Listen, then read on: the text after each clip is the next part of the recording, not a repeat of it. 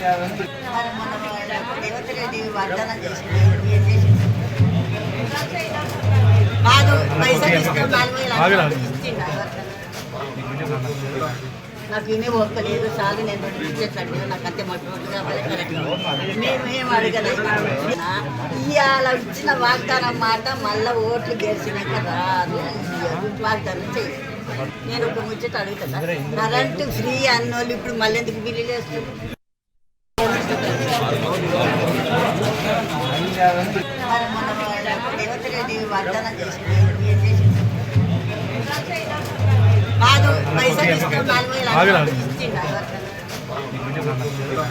నాకు ఇనే ఒక్కలేదు చాలు నేను ఇచ్చేటట్టు నాకు అంతే మట్టుగా మేమేం అడగలేదు ఇవాళ ఇచ్చిన వాగ్దానం మాట మళ్ళీ ఓట్లు గెలిచినాక రాదు వాగ్దానం చేయి.